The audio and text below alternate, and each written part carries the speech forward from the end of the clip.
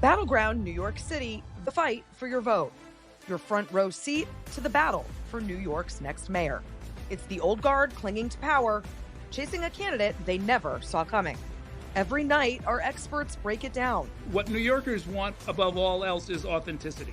We're listening to the people who matter most, you, the voters. And when the candidates sit across from us, nothing's off the table. What's your plan to make New York City feel like a safer city?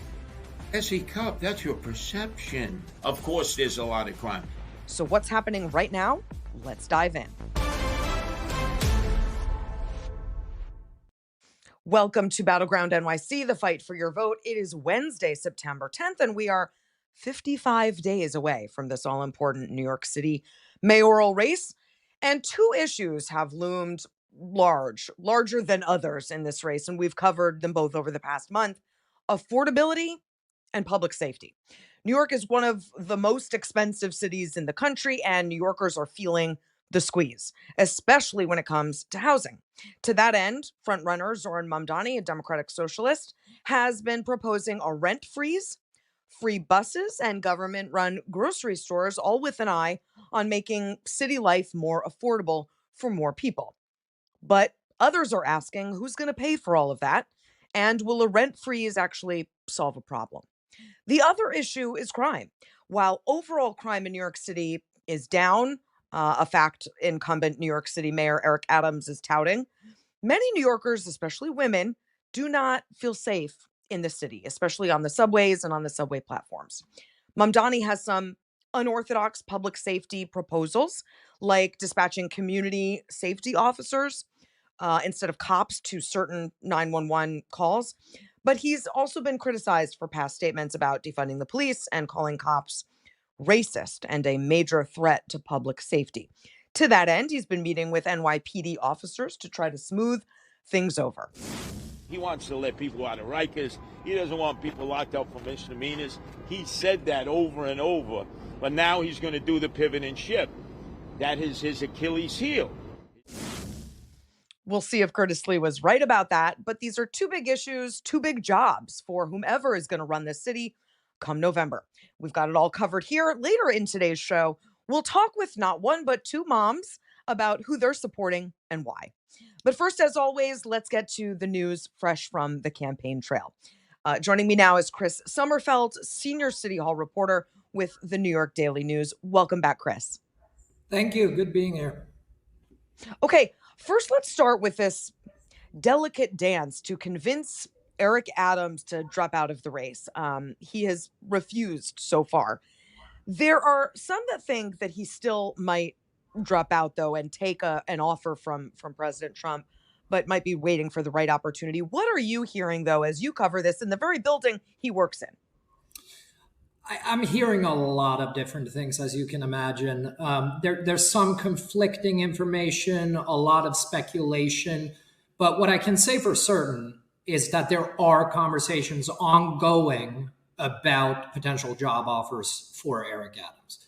That includes job offers in the Trump administration. It also includes, as I reported yesterday, potential job offers in the private sector. One particular company that I've heard of is Related Companies, a major real estate developer in New York City that has been engaging, according to sources I've spoken to, in talks with intermediaries to Eric Adams about a potential job at that company.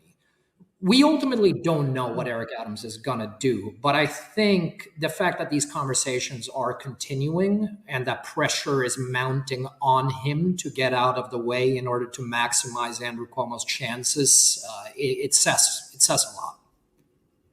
Yeah, and I want to ask you about Andrew Cuomo in a second. That's really interesting, the related tie. But sticking with Adams for a second, he signed on to an amicus brief to stop the President Trump, from sending National Guard troops into the city. It's an interesting move in the middle of a mayoral race. Obviously, this is a thing that city mayors all over the country are sort of dealing with now. What are you hearing about that? I mean, in terms of the timing of that, I do think you're right that it's an interesting move for the mayor to do that as the news is very much focusing on whether or not he's going to join the Trump administration. You know, the mayor continues to tell us publicly that he's not dropping out, he's seeking re-election. So I almost think the timing of that has to do with the fact that he wants to counter all those news reports, right? He wants to put something out there to indicate that, you know what, I can stand up to Trump and I'm going to stay in this race. Yeah, I think you're right. It's an interesting move. Okay, to Andrew Cuomo on Tuesday, he met with a cohort of very wealthy real estate developers. Yeah. I wonder if Related was in the room to get their support. How did that go? What are you hearing from that meeting?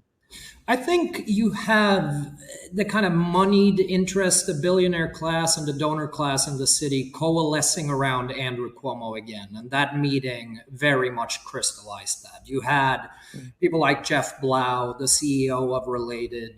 You had other very powerful business people such as Lori Tisch, the philanthropist and investor, sitting in the room and basically urging business leaders in the city to coalesce around Andrew Cuomo again because they see him as having the best shot at beating Mandani. Some of these people after the primary soured a little bit on Andrew Cuomo and wondered, does he really have what it takes to beat Mandani? But with the polling continuing to show him as being the only candidate who really has a shot, I think those meetings this week were very much about reinforcing that. And I don't think I'm tinfoil hatting this if I say, I wonder if the conversations with Related to give Eric Adams a soft landing spot are really being sort of coerced by the Cuomo campaign. I don't think that's being all that conspiratorial. Obviously, Cuomo has a lot of skin in the game in terms of trying to get Eric Adams to drop out. So I don't know anything about Andrew Cuomo playing a direct role, but I'm sure that he's hoping that these conversations actually result in Eric Adams dropping out. Okay, Chris, stay right there. I've got more for you after the break. Battleground NYC will be right back. We're back with Battleground NYC, the fight for your vote. Let's get back to more news headlines from the campaign trail. Back with me is Chris Sommerfeld, senior City Hall reporter, New York Daily News. Chris, we talked about the New York Times Siena College poll yesterday, but there's a new poll out, this one by Emerson College and The Hill and Pix 11, that shows Mandani is leading the field, but his lead over Cuomo is down to 15 points as opposed to 22 points. You're covering this on the ground. How well do you think these polls are capturing where voters are in this race right now? I think all of these polls need to be taken with a grain of salt, to be honest. I mean, look at what happened during the primary. Andrew Cuomo was blowing Mandani out of the water in poll after poll after poll. We're still, over 2 months away, or well, actually about 2 months away until Election Day. Yeah. New Yorkers are first now, by and large, starting to pay attention to this race. So, sure, I think we can say that Mandani has a commanding lead by all indications, but I don't think we should read all that much into these polls this far out. Okay. And Mandani was in the Bronx today. Who was he talking to? What was his message there? Well, it was a little bit of a personal pet peeve for Mr. Mandani there. He held a press conference about next year's World Cup, and Mandani often speaks about what a huge soccer fan he is, and having run a primary campaign focused on affordability, he brought the issue of affordability to the World Cup and raised the issue about how expensive these World Cup tickets are. So he called on FIFA, the organization hosting the games next year, to set aside about 15% of tickets, I believe, for local residents at a steep discount so that working class New Yorkers can actually attend these games. I don't know how that will go. It's not like the New York City mayor has any jurisdiction over FIFA, but he at least wanted to chime in on that issue. Well, listen, smart politics, right? It's revealing a part of his personality, his human interests, and it's right on message. I would take a page out of that book if I were the other opponents. Okay, Senator Chuck Schumer also met with Mandani yesterday. He's still refusing to endorse him. We've been talking about these endorsements and how I don't know that Mamdani has needed them. I don't know that he will need them. But what can you tell us about his meeting with Chuck Schumer? Yeah, so I'm still trying to report out what actually transpired in this meeting. The two sides coming out of that meeting said it was a cordial conversation, that the two politicians have known each other for a long time. Clearly, though, there's something else going on because Schumer is continuing to withhold his endorsement. I've heard from sources for a long time that the senator is concerned about Mr. Mamdani's potential impact on Democratic candidates in next year's congressional midterms. He thinks that Republicans will essentially use Mamdani as a punching bag to tie all Democrats to and say, look, here's a socialist. This is emblematic of all Democrats running in all races across the country. I have heard that Schumer is concerned about that and that his withholding of an endorsement has something to do with that. Whether or not the senator ultimately backs Mamdani, who knows? Remains to be seen. I don't even know how big of an impact Chuck Schumer's endorsement would have on New York City voters. You said it. And listen, he's not wrong to have those sort of national concerns about Mamdani. And I talk to a lot of Democrats who have the same concerns. But this idea that they're lording this endorsement over him as if New York voters care whether Chuck Schumer, endorses him or not. It feels very sort of out of touch. I'm wondering if these Democrats think themselves a little too important. I don't know. We'll see if they finally cave before this race is over. Chris, thanks so much for being here. We really appreciate it. Of course. Thank you. Up next, two moms tell us why their chosen candidate is Zohran Mamdani. Don't go anywhere. Battleground NYC. We'll be right back.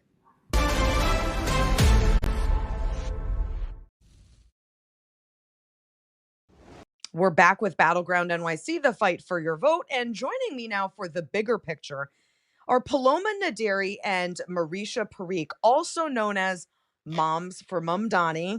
Very catchy. I love this. First, guys, welcome to the show and tell us a little bit about yourselves. What's your experience living in New York City been like? Thank you so much, Essie. We're so excited to be here. I'm Marisha. This is Paloma.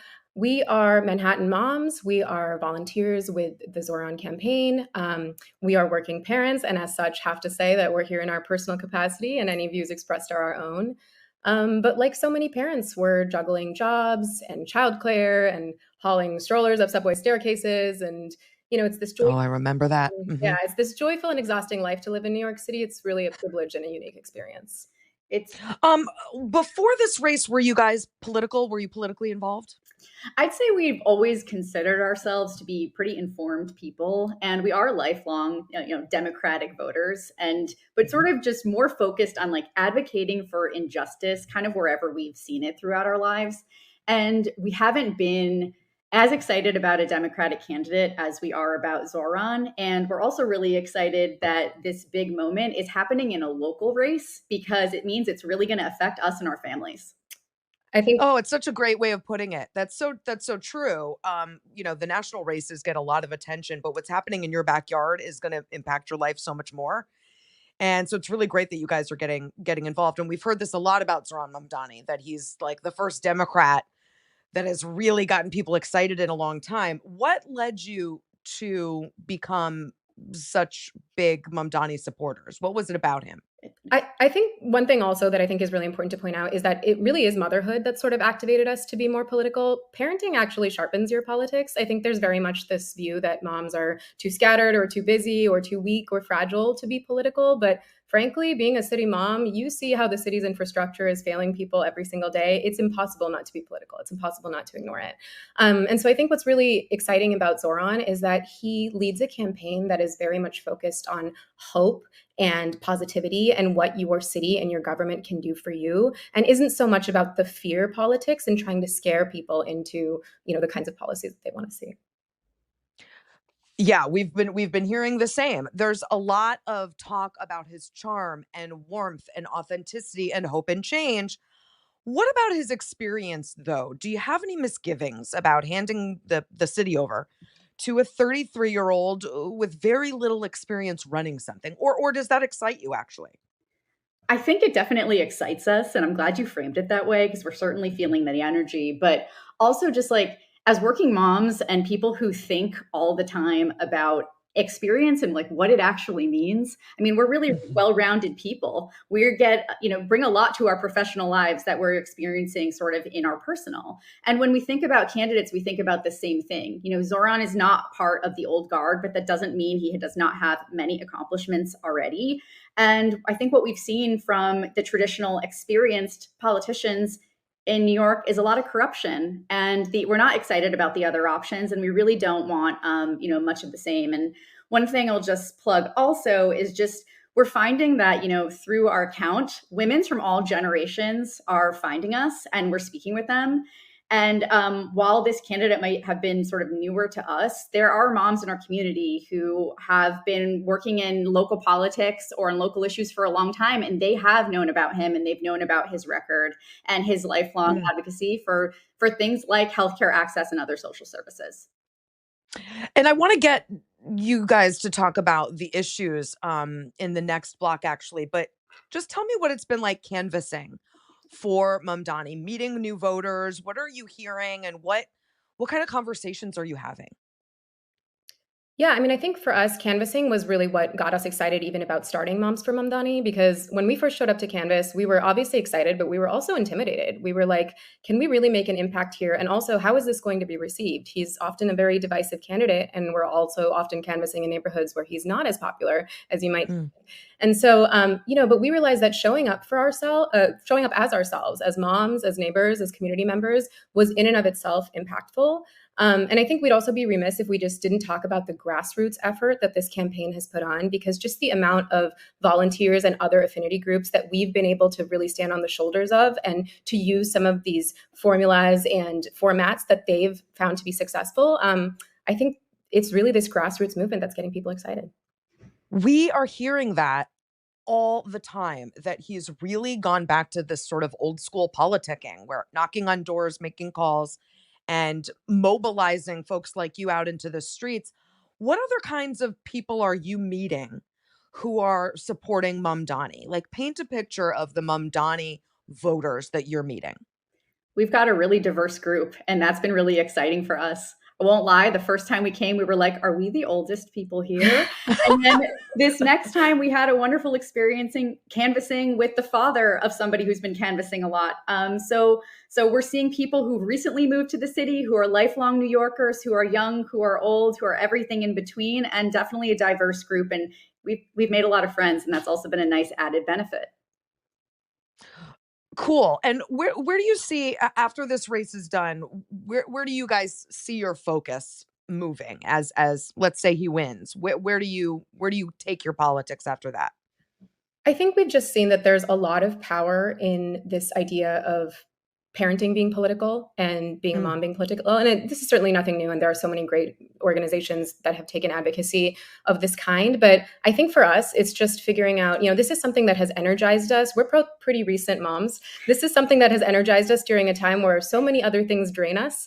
It's really just plugging into like, what is this hope and excitement and optimism that we're feeling after so long? And how can we really, capitalize on that further? Absolutely. I got to be honest. I've been in politics a long time, and it's been a very long time since I've heard people talk excitedly about any candidate or race. So this is really great. Stay right there. I've got a lot more questions for you girls after the break. Battleground NYC will be right back. We're back with Battleground NYC, the fight for your vote. One more time with Paloma Nadiri and Marisha Parikh from Moms for Mamdani. Let's get into the issues. Talk about Mamdani's plans to make the city more affordable. Government-run grocery stores, free buses, rent-free, stuff like that. What turned you on about that? Yeah, absolutely. Look, I think all of Zoran's affordability promises are rooted in what actually matters to New Yorkers. Can you afford your groceries every day? What does it look like when you're trying to get you or your child to work? Are you one rent hike away from an eviction? Can you afford to stay in these cities? So these are policies that obviously matter. And I think a big question that comes up is, how is he going to pay for it? And Yeah. I think it's really important to actually dig into how he's going to pay for it, because I think it makes a lot of sense. New York City has a budget of something like $115 billion, which is bigger than many state budgets. He is planning to fund all of his proposals around affordability from a $10 billion slice of that budget. And there are multiple levers around that he wants to pull to sort of fund that. But when he talks about modest taxes being the biggest driver of that $10 billion, really you're talking about asking someone who makes $1 million a year to pay $20,000 more in taxes. That is less than half of my childcare bill. So Yeah. I think it's important to, when we're talking about affordability, really think about, what are the promises we're making and how we're going to pay for them. Yeah, and I just want to add one thing there too. I think that there is a lot of talk around affordability and what might be affordable for the millionaires and the billionaires in the city. But personally, we're thinking a lot more about working families who are leaving the city at a much higher rate than anyone else. And we want every family who wants to stay in New York and raise their kids here to be able to do so. Let's move to the second big issue, crime. Overall crime is down in New York City, but importantly, rape and felony assaults are up. Last year saw the highest number of felony assaults in 24 years and the highest number of rapes since 2020. As women, why do you think Zohran Mamdani will be good for public safety? We're really glad to be talking about this with you, and because he is the candidate that makes us feel the most safe. And there's a lot of reasons for that. But one thing I don't want to skip over the very important crimes that you are raising here, because I think that they're on the mind of women all over the country and definitely of moms. And what we think a lot about and talk a lot about is sort of the root of a lot of these issues. We are thinking about gun control. We're thinking about violence against women. We're thinking about mental health crises. And I think that's why we're so excited about Zohran's approach to safety, because it really does seek to get to the root of a lot of these issues. The creation of a Department of Community Safety, where we're not focusing on every single response to every problem being on police. And we're also hearing that from police themselves. There was a great op-ed from a New York police officer this week in the New York Daily News who supports Zohran, saying essentially, like, cops are burnt out. They are at diminished capacity. And I don't think it makes any of us feel more safe for our cops to be burnt out and not being able to sort of respond to what they are specifically trained for. And we've also seen, since 2020 specifically, that when cops respond to something they're not trained for, tragedy can be the result. As moms, we care a lot about education, of course, and Mamdani has not released a plan for public education yet, though he has talked about giving more control over schools to teachers' unions, and the UFT has endorsed him. What do you want to hear more about when it comes to public education in New York City? Yeah, I think he's actually said a decent amount about education, but perhaps it's not as obvious or loud or centralized as some of his other policies. I think we'd love to hear more about some of the points he's already touched upon, such as smaller class sizes so that kids can have more individualized attention, cleaner, greener schools, making sure that schools are more eco-friendly and getting rid of toxins and things like that are not safe for children to breathe, car-free streets. These are all things that he's sort of promised as outcomes of removing mayoral control, making oversight up to the mayor of the city and putting it more in the hands of teachers and educators and parents. Ultimately, the UFT is the second largest union in the city, and it's clear that they have confidence that his plan for safe and supportive and inclusive schools is feasible. So I think that says a lot. Before we go, I was wondering if I could ask each of you, what's the thing that's most important to you as a New York City mom? What in your day or your week or your year affects you the most?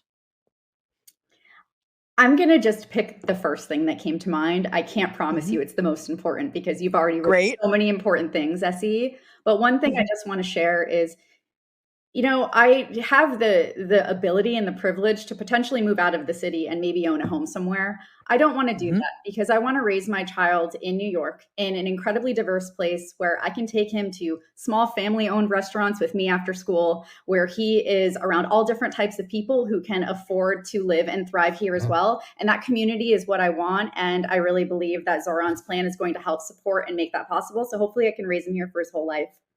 I will just build on exactly what Paloma said and say that New York is an incredible city. People come here to dream big and to demand more. If we're going to take big, bold bets on our city and ask it to do more for us, like Zoran wants us to, I think this is the place to do it.